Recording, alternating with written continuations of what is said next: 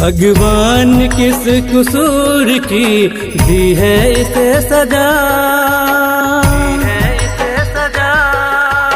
जिंदगी भरत की भगवान क्या बना दिया। भगवान किस कसूर की दी है इसे सजा, जिंदगी भरत की भगवान क्या बना दिया। जिंदगी भरत की भगवान क्या बना दिया।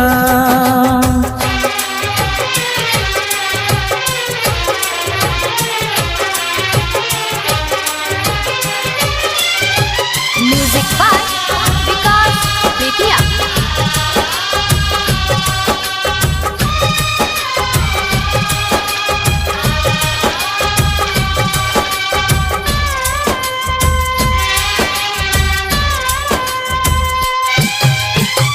तो गया था पैसा कमाने पंजाब में मेरे भाई,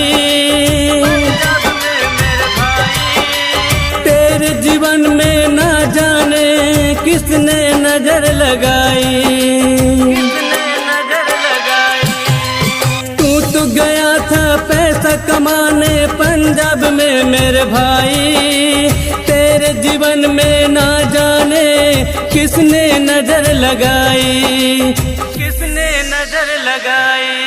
भगवान किस कसूर की दी है इसे सजा, जिंदगी भरत की भगवान क्या बना दिया। जिंदगी भरत की भगवान क्या बना दिया।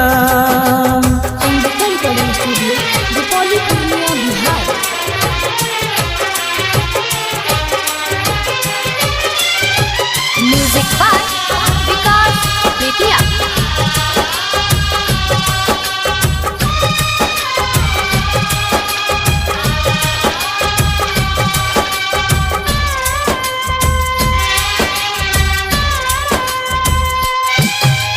एक बेटा था इसका सहारा, उसको भी उठा लिया। उसकी बीबी बच्चे को भगवान भूखा सुला दिया, भूखा सुला दिया। एक पिता था इसका सहारा, उसको लकवा तबाह किया। घर है इसका माधव नगर, जिला पूर्णिया बता दिया, जिला पूर्णिया बता दिया। भगवान किस कसूर की दी है इसे सजा, जिंदगी भरत की भगवान क्या बना दिया। जिंदगी भरत की भगवान क्या बना दिया।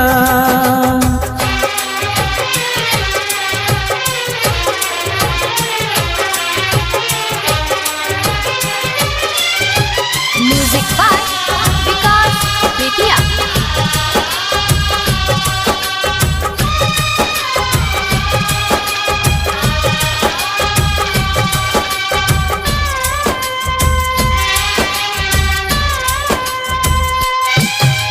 ना आया कोई MP MLA, ना कोई नेता यहाँ,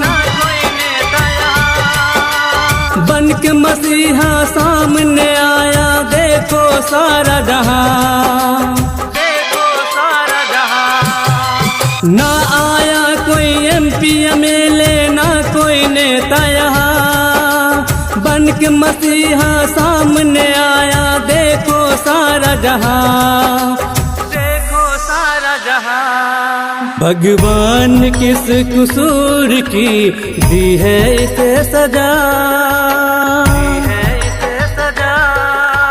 जिंदगी भरत की भगवान क्या बना दिया।